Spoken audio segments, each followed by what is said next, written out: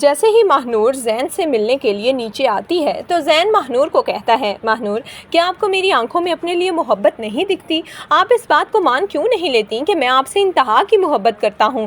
جس پر ماہنور کہتی ہے، زین آپ کی شادی ہونے والی ہے، اب یہ سب باتیں کرنا بالکل فضول ہیں۔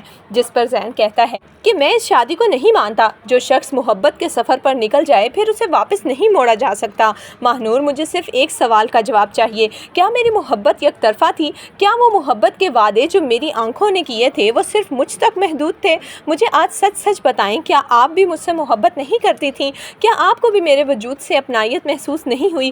جس پر ماہنور کی آنکھوں میں آنسو آ جاتے ہیں اور وہ نظریں جھکا لیتی ہے، لیکن زین آج سچ سنے بغیر نہیں جانے والا، اسی لیے وہ ماہنور کو کہتا ہے، ماہنور میں آپ سے سچ سننا چاہتا ہوں۔ جس پر ماہنور کہتی ہے، ٹھیک ہے، میں آج آپ کو ہر سوال کا جواب دوں گی۔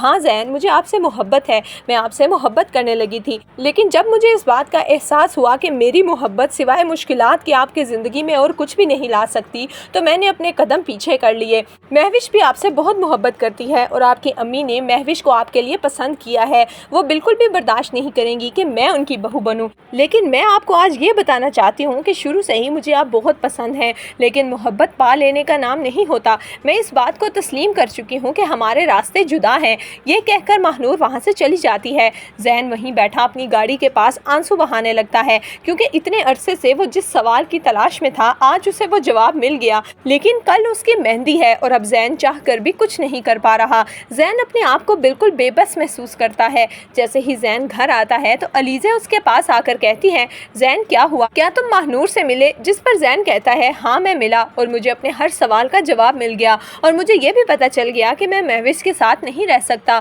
یہ کہہ کر زین اپنے کمرے میں چلا جاتا ہے۔ علیزہ کو کافی پریشانی ہونے لگتی ہے کہ آخر اب زین کے دماغ میں کیا چل رہا ہے، جبکہ دوسری طرف مہوش بہت ہی چالاکی سے اپنی سوتیلی ماں کو زیر کرنے میں مصروف ہے۔ وہ منیزہ کو کہتی ہے کہ اگر آپ نے میرے بینک اکاؤنٹس واپس سے انفریز نہ کیے تو میں یہ ساری بات جا کر زین کی موم کو بتاؤں گی اور وہ خود ہی آپ سے نبٹ لیں گی۔ وہ سارے کے سارے شیئرز آپ کی کمپنی سے نکال لیں گی اور پھر آپ کی کمپنی سڑک پر آ جائے گی اور آپ جو خواب دیکھ رہی ہیں نا دانش کو بزنس مین بنانے کے، وہ سارے چکنا چور ہو جائیں گے۔ میں اب اس گھر کی بہو ہوں اور میں جو چاہے وہ کر سکتی ہوں۔ مہوش تو اسی غرور میں ہے کہ وہ ہر ایک کو زیر کر سکتی ہے۔ اس نے ماہنور سے زین کو چھین لیا ہے، لیکن اسے اس بات کا اندازہ نہیں ہے کہ زین عین نکاح والے دن مہوش سے شادی کرنے سے انکار کر دے گا۔